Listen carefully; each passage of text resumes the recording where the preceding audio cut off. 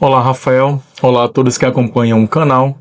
Eu estou escrevendo isso com as mãos trêmulas num quarto de hotel barato porque não tenho mais casa, não tenho mais família e sinceramente acho que perdi a minha alma em algum lugar no último ano. Meu nome fictício pode ser Lucas, tenho 32 anos, sou ou era gerente de contas em uma multinacional em São Paulo e eu sou o vilão da minha própria história. Eu sei disso. Não estou aqui para pedir perdão, porque o que eu fiz não tem perdão. Estou aqui porque preciso que alguém, qualquer pessoa, saiba a verdade sobre como tudo terminou. Para vocês entenderem o tamanho do buraco que eu me meti, preciso voltar um pouco. Eu namorava a Ana há 8 anos. Começamos na faculdade, crescemos juntos, dividimos os primeiros perrengues de aluguel, compramos nosso apartamento na planta. A Ana era aquela mulher que todo mundo sonha em ter. Inteligente, carinhosa, parceira. Ela era bonita de um jeito clássico, sereno. A nossa vida sexual era boa, estável, cheia de intimidade e carinho. Mas depois de quase uma década caí naquela rotina confortável. Sabe como é? Aquele amor que vira quase uma amizade com benefícios. Eu amava a Ana, eu juro que amava, mas eu estava entediado, e o tédio é o veneno de qualquer homem fraco. Foi aí que a Jéssica entrou na jogada. A Jéssica começou a trabalhar no meu setor há cerca de 1 ano e meio. Ela era o oposto da Ana. Enquanto a Ana era a paz, a Jéssica era o caos. Mais nova, estagiária recém-efetivada, com uma energia que parecia sugar todo o oxigênio da sala. Ela tinha aquele olhar de quem sabia exatamente o efeito que causava nos homens. Usava roupas que desenhavam o corpo de um jeito que me fazia perder o foco nas reuniões.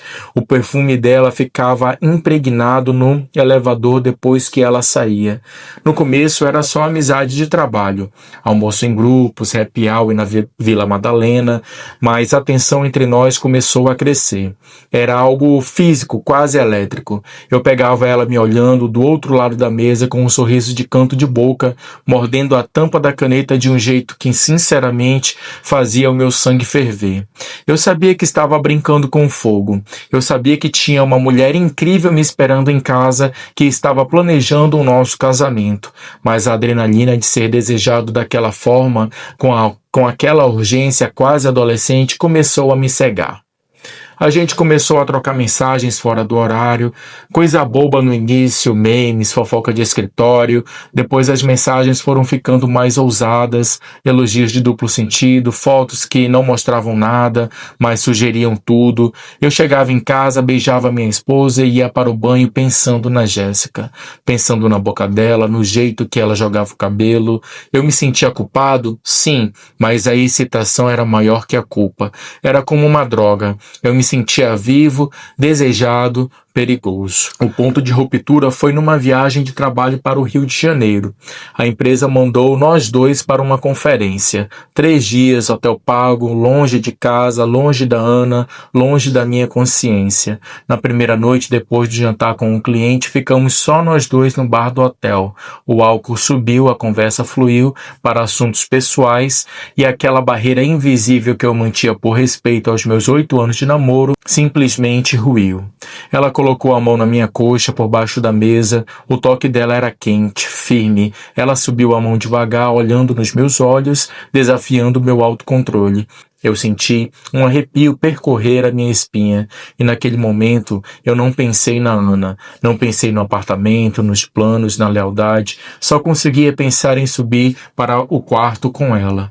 Eu me inclinei e sussurrei: "Isso é perigoso." Ela riu, aproximou o rosto do meu pescoço e disse com a voz rouca: "Eu adoro o perigo, Lucas, e você também." Aquilo foi o gatilho. Pagamos a conta e subimos para o elevador. O silêncio na subida era pesado, carregado de desejo reprimido. Quando a porta do meu quarto se fechou atrás de nós, eu não fui o homem que a Ana conhecia. Eu fui um animal, e aquele foi o começo do fim da minha vida. Mas o que eu não sabia, Rafael, é que aquele prazer momentâneo, aquela explosão de sentidos, estava me custando um preço que eu só descobriria quando fosse tarde demais, e a fatura estava prestes a chegar. Aquela noite no Rio de Janeiro não foi um deslize único, foi a abertura das comportas. O sexo com a Jéssica era algo visceral, sujo no bom sentido, uma explosão de fantasias que eu nem sabia que tinha. Era uma química de pele, de cheiro, de suor misturado. Com a Ana, o amor era terno, feito na cama, com lençóis limpos e sussurros de eu te amo. Com a Jéssica, era contra a parede, no carro estacionado em ruas escuras, no banheiro do escritório com a porta trancada e o medo de alguém ouvir nossos gemidos abafados. A Jéssica tinha um apetite insaciável. Ela sabia como me provocar, como me deixar louco. Ela me mandava áudios durante o dia, descrevendo o que faria comigo, detalhando toques, posições, sensações, e eu ouvia aquilo no fone de ouvido no meio do trabalho e precisava me segurar na cadeira para disfarçar o estado em que eu ficava. O desejo era uma febre constante. Eu vivia num estado de excitação perpétua, viciado naquela adrenalina de fazer algo proibido.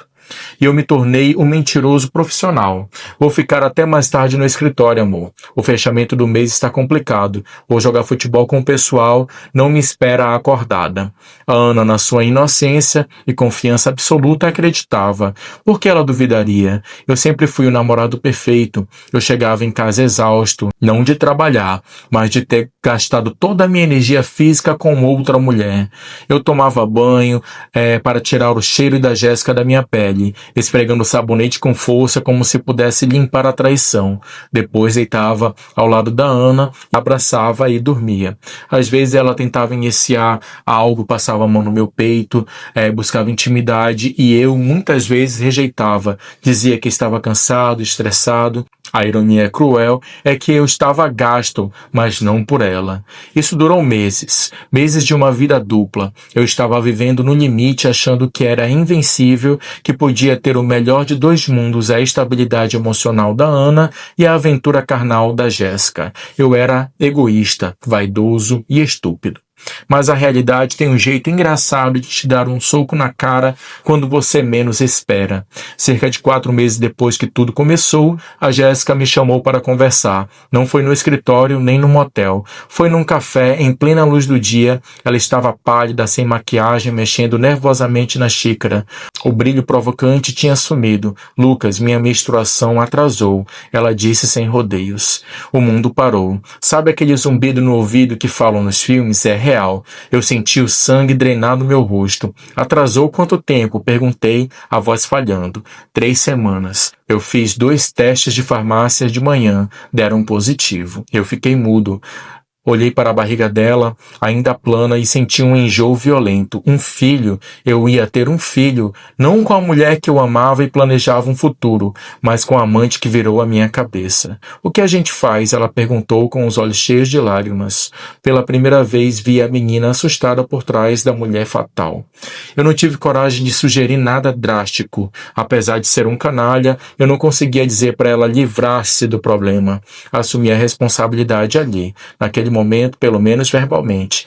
Disse que daríamos um jeito, mas no fundo eu estava em pânico. Como eu contaria para a Ana? Como eu ia explicar que joguei 8 anos no lixo por causa de tesão? A Jéssica começou a pressionar. Ela não queria ser a outra grávida, ela queria uma família. A dinâmica mudou. O sexo diminuiu, as cobranças aumentaram, o segredo estava ficando grande demais para ser guardado. E então, o destino, ou o karma, agiu mais rápido do que eu. Eu estava planejando como contar para a Ana, juro que estava. Estava ensaiando o discurso, tentando achar uma forma de minimizar a dor dela, o que era impossível, mas eu demorei demais. Numa terça-feira qualquer, cheguei em casa mais cedo, o apartamento estava estranhamente silencioso. As luzes estavam apagadas, chamei pela Ana, ninguém. Fui até o quarto, o armário dela estava aberto, vazio, as gavetas reviradas, as fotos dela no criado mudo tinham sumido. Corri para a sala e em cima da mesa de jantar havia apenas a chave do apartamento que era dela, sem bilhete, sem carta, sem gritaria, sem pratos quebrados. Ela sabia, eu não sei como, não sei quem contou, se ela viu alguma mensagem que esqueci de apagar, mas ela sabia de tudo e a reação dela não foi explodir, foi desaparecer. Eu peguei o celular e liguei para ela, caixa postal, liguei para a mãe dela. Não ouse ligar para esta casa novamente, Lucas. Você morreu para nós. Foi o que a sogra, que me tratava como filho, disse antes de bater o telefone na minha cara. Eu sentei no chão da sala, vazia, e chorei. Não sei se chorei por perder a Ana ou por perceber que a minha vida confortável tinha acabado de implodir. Mas o silêncio daquele apartamento era ensurdecedor. Eu estava sozinho, ou melhor, eu estava prestes a começar uma nova vida que eu não tinha planejado de verdade, empurrado pelas consequências do meu próprio desejo desenfreado. Mal sabia eu que o silêncio da Ana era muito mais perigoso do que qualquer grito de raiva. Os dias seguintes foram um borrão de vergonha e caos. Ana me bloqueou em tudo: WhatsApp, Instagram, Facebook, e-mail. Ela saiu dos grupos dos amigos em comum. Nossos amigos, bom, esses escolheram um lado rapidamente, e não foi o meu. Recebi mensagens de texto que variavam entre como você pôde e xingamentos impublicáveis. Fui excluído do futebol, do churrasco, da vida social, que demorei anos para construir. No trabalho, a fofoca correu solta. A Jéssica não fez questão de esconder a gravidez. Logo, todos sabiam que o Lucas da contabilidade tinha engravidado a colega e que a noiva tinha terminado tudo. O clima ficou insustentável. Meu chefe me chamou e, numa conversa amigável, sugeriu que eu tirasse um tempo ou buscasse novas oportunidades, porque a minha presença estava afetando a moral da equipe. Fui demitido 2 semanas depois, com uma desculpa esfarrapada de reestruturação. Sem emprego, sem amigos e sem a mulher da minha vida, só me restou uma opção: assumir a vida com a Jéssica. Fui morar com ela, tivemos que alugar um apartamento menor, já que estava desempregado e vivendo de indenização. A paixão avassaladora, aquela eletricidade sexual que nos uniu, começou a desaparecer sob o peso da realidade. Enjoos matinais, preocupação com dinheiro, a sombra da Ana pairando sobre nós. A Jéssica era insegura, com razão. Afinal, o relacionamento começou numa traição. Ela via fantasmas em tudo. Se eu demorasse no banho, ela achava que eu estava chorando pela Ana. Se eu ficasse quieto olhando para o nada, ela perguntava se eu estava arrependido. E a verdade, eu estava. Eu estava profundamente, dolorosamente arrependido. Eu tentava fazer dar certo. Eu ia às consultas de pré-natal, segurava a mão dela nas ultrassons, tentava ser carinhoso, mas o toque dela já não me causava aquele incêndio, agora parecia apenas morno. O sexo, quando acontecia, era mecânico, uma tentativa desesperada de provar que ainda existia algo ali além de um bebê indesejado. Enquanto isso, eu tentava contato com a Ana obsessivamente. Eu sei que não tinha esse direito, mas a falta de um encerramento me matava. Mandei e-mails longos, desabafando, pedindo perdão, dizendo que amava, que cometi o maior erro da minha vida. Implorei para os poucos conhecidos que não me bloquearam para intercederem por mim. Nada. Silêncio absoluto. Era como se a Ana nunca tivesse existido.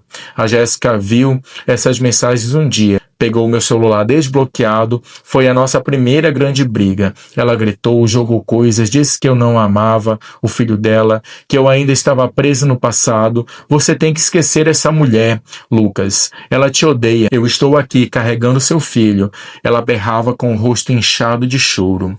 Prometi que pararia e parei, pelo bem do bebê, pelo bem do pouco dignidade que me restava. Decidi focar na minha nova família. Arranjei um emprego novo, ganhando menos, mas suficiente. Começamos a montar o quarto do bebê. As coisas pareciam estar entrando no eixo, mesmo que torto. Eu estava conformado. Essa é a minha vida agora, eu pensava. Vou ser um bom pai e um marido fiel para a Jéssica. A gravidez avançou.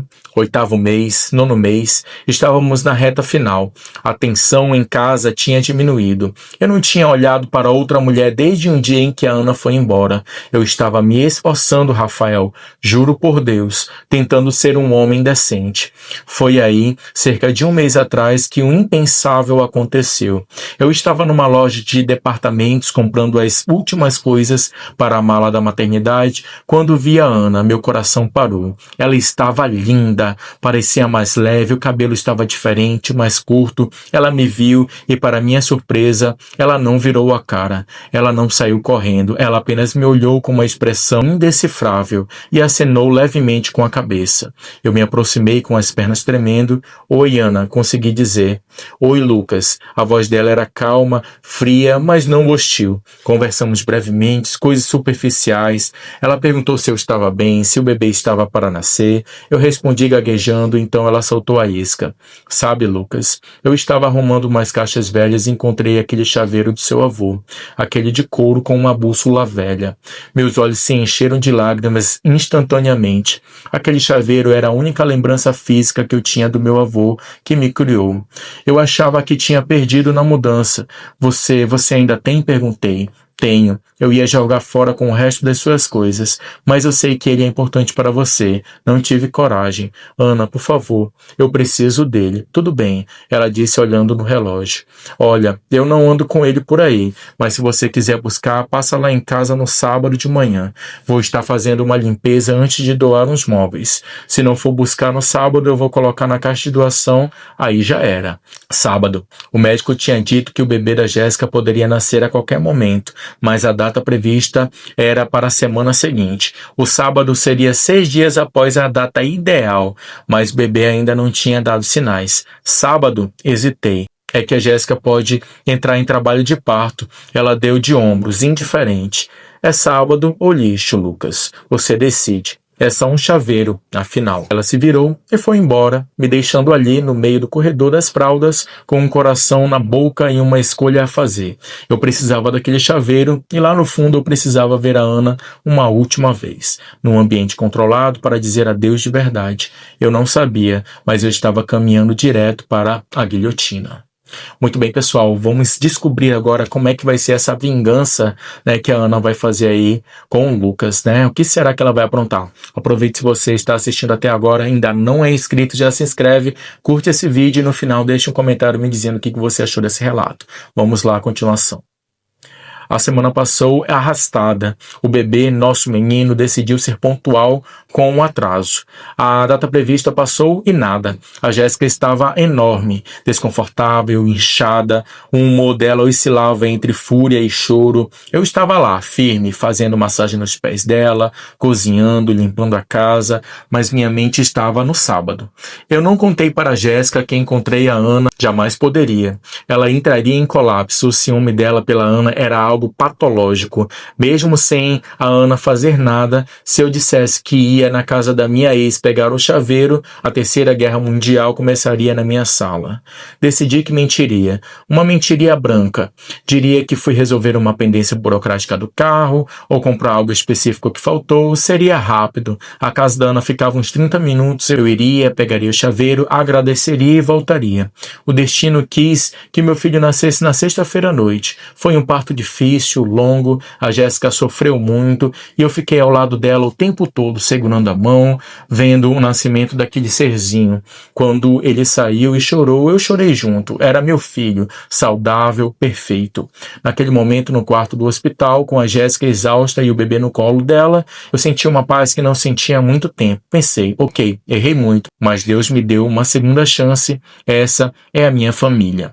Dormimos um pouco. No sábado de manhã, Jéssica estava dopada dos remédios, dormindo pesado. O bebê estava no berçário para exames de rotina. Eu tinha uma janela de tempo. Olhei o relógio, 8h30 da manhã. Eu podia ir até a casa da Ana, pegar o chaveiro e voltar antes do almoço, antes da Jéssica acordar de verdade e perceber a minha ausência prolongada. Saí do hospital com o coração acelerado, dirigi até o bairro onde morávamos, onde ela ainda morava. Cada esquina me trazia uma lembrança. A padaria onde tomávamos café, a praça onde corríamos. Estacionei o carro na frente do prédio. Toquei o interfone. Sou eu, Lucas. Vim buscar o chaveiro. O portão se abriu. Subi o elevador e senti um misto de nostalgia e pavor. A porta do apartamento estava entreaberta. Entrei. O cheiro, aquele cheiro de lavanda em madeira que era a nossa casa, tudo estava exatamente igual. Os móveis, os quadros, parecia que eu tinha viajado no tempo para antes da Jéssica, antes da traição. Só para deixar claro, pessoal, aqui nessa parte, quando ele traiu e ela descobriu, ela saiu da casa, mas depois ela retornou. Ele que saiu, tá bom? Só para deixar claro. A Ana apareceu no corredor, ela estava vestindo um jeans e uma camiseta branca simples, descalça, sem maquiagem, mas incrivelmente bonita. Oi, ela disse suave. Entra, o chaveiro está na mesa. Eu entrei meio desajeitado, peguei o chaveiro velho de couro, segurei-o com força, sentindo o material frio na palma da minha mão. Obrigado, Ana, de verdade. Isso significa muito. Eu sei, ela respondeu, encostando-se na parede. Como está o bebê? Nasceu ontem, um menino. Parabéns, ela disse, e parecia sincero. Espero que você seja feliz, Lucas, de verdade. Aquilo me desarmou. Eu esperava raiva, frieza, mas ela estava me oferecendo paz. Ana, comecei, as palavras jorraram. Eu sinto muito, eu fui um idiota, um fraco, eu destruí tudo que tínhamos por nada. Eu queria que você soubesse que eu me arrependo todos os dias. Ela me ouviu em silêncio, seus olhos marejaram. Eu sei, Lucas, doeu muito, mas eu estou seguindo firme, e você também deve. Ela se aproximou, ficamos frente a frente. A tensão ali não era sexual, era emocional. Era o peso de 8 anos de história. Posso te dar um abraço de despedida? Ela perguntou. Eu não hesitei e a abracei. Foi um abraço forte, desesperado, da minha parte. Eu enterrei meu rosto no cabelo dela, sentindo aquele cheiro familiar pela última vez. Era um abraço de luto, de adeus. Eu segurei firme, tentando transmitir em gesto o pedido de perdão que palavras não alcançavam. Ficamos assim por alguns segundos ou talvez um minuto. Ela se afastou suavemente, com um sorriso triste. Vai lá, seu filho precisa de você. Saí daquele apartamento me sentindo leve. Parecia que 1 tonelada tinha saído das minhas costas. Eu tinha o perdão da Ana, ou o que parecia ser isso. Eu tinha meu avô no bolso, o chaveiro, e eu tinha um filho me esperando. Entrei no carro e dirigi de volta para o hospital, cantarolando. Eu achava que o pior tinha passado. Eu não sabia que aquele braço, aquele momento de paz, era a corda que a Ana tinha acabado de amarrar no meu pescoço, e ela estava prestes a chutar o banquinho. Cheguei ao hospital, me sentindo um homem novo. Eram 10h45 e tinha ficado menos de 1 hora na casa da Ana. Estacionei e comprei umas flores na loja do térreo para Jéssica, um gesto de culpa e carinho, e subi para a maternidade. Quando eu cheguei ao balcão da enfermaria para pegar meu crachá de visitante, que eu tinha deixado lá para ir resolver o problema do carro, a recepcionista me olhou de um jeito estranho. Ela digitou algo no computador, franziu a testa e chamou o gerente. Senhor Lucas, o gerente apareceu, um homem sério. Sim, sou eu. Quero ver minha esposa e meu filho. Sinto muito, senhor. Seu acesso foi revogado. O senhor precisa se retirar. Eu ri nervoso. Como assim? Meu filho nasceu ontem. Minha mulher está no quarto 304. A paciente Jéssica solicitou expressamente que o senhor não fosse admitido. A segurança já foi acionada. Peço que saia por conta própria para evitar constrangimentos. Isso é loucura. Eu gritei batendo no balcão. Eu sou o pai. A Jéssica deve estar confusa com os remédios. Me deixa entrar. 2 seguranças apareceram atrás de mim, grandes, com uma cara de poucos amigos. Eu tentei argumentar, o desespero subindo pela garganta. Tentei ligar para a Jéssica, o telefone chamou uma vez e caiu na caixa postal. Liguei para a mãe dela, minha sogra atual, caixa. Fui escoltado para fora do hospital como um criminoso jogado na calçada com as flores na mão. No meio da rua movimentada, meu celular vibrou. Uma mensagem da mãe da Jéssica. Não apareça na minha casa, não procure minha filha, você é um monstro.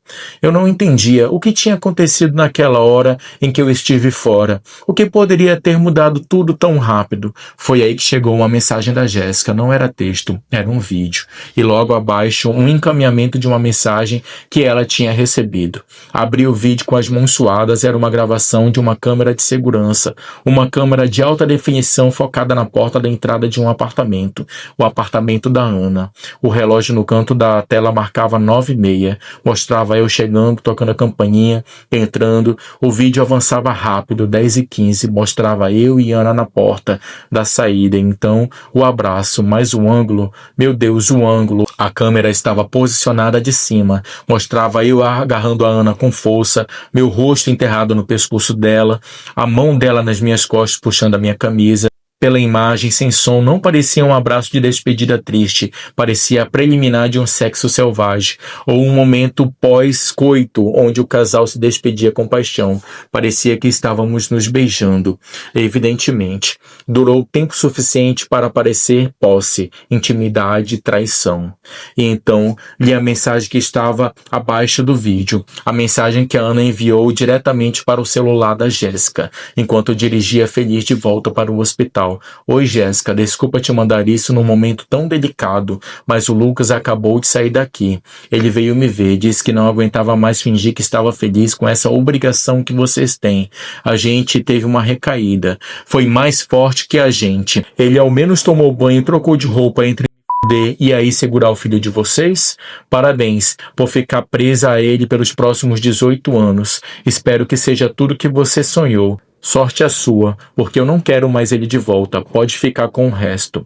Eu li aquilo e vomitei ali mesmo, na calçada do hospital. A Ana não apenas mentiu, ela construiu a mentira perfeita. O horário batia, eu tinha sumido por quase 2 horas, o vídeo corroborava, eu estava na casa dela abraçando-a com intimidade. O contexto era letal, eu já era um traidor. Uma vez traidor, sempre traidor. Por que a Jéssica duvidaria? Por que alguém duvidaria? Eu tentava digitar, meus dedos escorregavam na tela. Jéssica, pelo amor de Deus, é mentira. Eu só fui buscar um chaveiro. Eu não encostei nela desse jeito. É um ângulo ruim. Ela armou tudo. A mensagem não foi entregue. Bloqueado. Tentei ligar para a Ana. Este número não existe ou está programado para não receber chamadas. Ela tinha me desbloqueado apenas para combinar o encontro, preparado o palco, gravado a prova, enviado a bomba nuclear para Jéssica e desaparecido novamente.